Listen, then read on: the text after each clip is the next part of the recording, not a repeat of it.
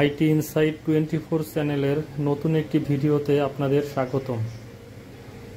আজকে আমি দেখাবো ইপসন L805 প্রিন্টারের একটি খুবই গুরুত্বপূর্ণ কাজ এবং একটি সমস্যা কিভাবে সমাধান করতে পারবেন আপনার প্রিন্টারের কোনো ক্ষতি ছাড়াই। তো আমরা অনেক সময়ই প্রিন্টারের ভালো প্রিন্ট না হলে ডিপ ক্লিন দিয়ে থাকি। এই ডিপ ক্লিন দিলে প্রিন্টারের যে কি পরিমাণ ক্ষতি হয় সেটি আপনাদের আমি দেখাবো। আপনারা আমার এই ভিডিওটি ধৈর্য সহকারে দেখুন। আমি আপনাদের দেখাবো কিভাবে এই প্রিন্টারে ডিপ ক্লিন দিলে আপনার কালির ক্ষতি হয় এবং প্রিন্টারের ক্ষতি হয়।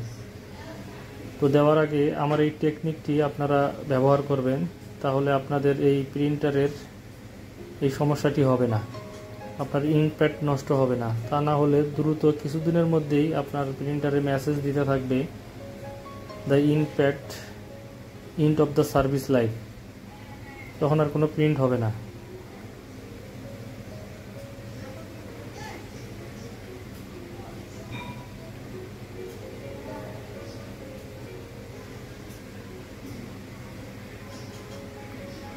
প্রিন্টারের পিছনের দিকে যে একটি নল আছে আপনারা দেখতেছেন, আমি এই নলটি খুলতেছি। এই নলটি খুলে নিয়ে টিস্যু অথবা কাপড়ের মধ্যে এই নলের মাথাটি রেখে দিবেন এবং দেওয়ার পরে একবার ডিপ ক্লিন দিবেন। দিলেই আপনি অবাক হয়ে যাবেন কি পরিমাণে কালি ওয়েস্ট হয় এবং এই কালিগুলি প্রিন্টারের ভিতরে ইঙ্কপ্যাডের মধ্যে জমা হয়। আর আপনারা যদি এইভাবে এই নলটি খুলে রেখে ডিপ ক্লিন দেন তাহলে আপনাদের প্রিন্টারে এই কালিগুলি ইঙ্কপ্যাডে জমা হবে না, তখন আপনার প্রিন্টার ইঙ্কপ্যাড সহজে নষ্ট হবে না। আমরা প্রথমে একটি টেস্ট পেজ দিয়ে দেখতেছি প্রিন্টারে আসলে নজল কতটুকু ভালো আছে। প্রিন্টটি হয়ে গেছে, আপনারা দেখতেই পাচ্ছেন এখানে প্রিন্ট ভালো হয়নি, অনেকগুলি কালার পাচ্ছে না। তো আমরা এখন একটি ডিপ ক্লিন দিব। তো ডিপ ক্লিন দেওয়ার পর আপনাদের আমি দেখাবো কিভাবে প্রিন্টার থেকে কালি বের হয়।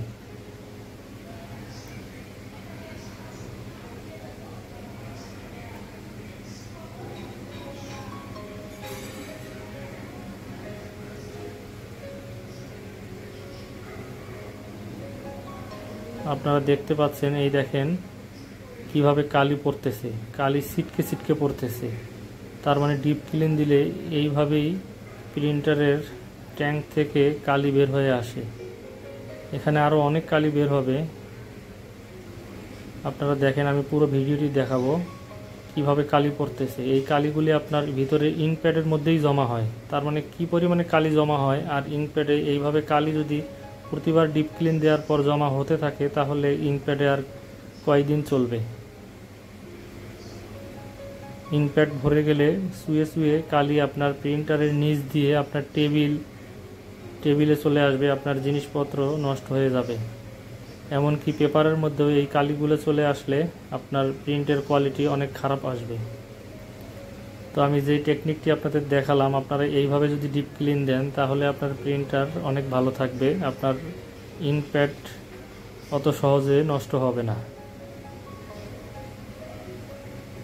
আমার এই চ্যানেলে আরেকটি ভিডিও আছে, আপনারা যদি সেটি দেখেন তাহলে ইঙ্কপ্যাড যদি ভরে যায় কালিতে তাহলে সেটি কিভাবে প্রাথমিকভাবেই সমাধান করতে পারবেন, প্যাডগুলো কিভাবে খুলতে হবে এবং খুলে নিয়ে কিভাবে ধুয়ে নিয়ে এসে আবার সেট করবেন, তার একটি ভিডিও আছে, সেটি আপনারা দেখতে পারেন। আমার চ্যানেলে ইতিমধ্যে আমি সেই ভিডিওটি দিয়েছি।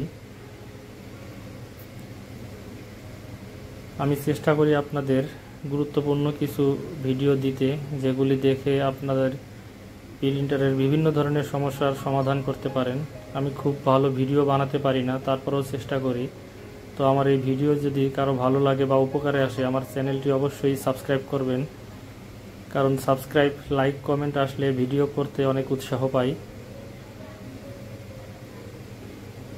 তো মূলত আমরা এই প্রিন্টারের ডিপ ক্লিন দেওয়ার পর আবার একটি চেক দিচ্ছি, নজল চেক দিচ্ছি কি অবস্থা। তো নজল চেক দেওয়ার পরেও দেখেন ডিপ ক্লিন দিয়েও কিন্তু তেমন একটি সুরাহা হয়নি, যেরকম সেরকমই আছে।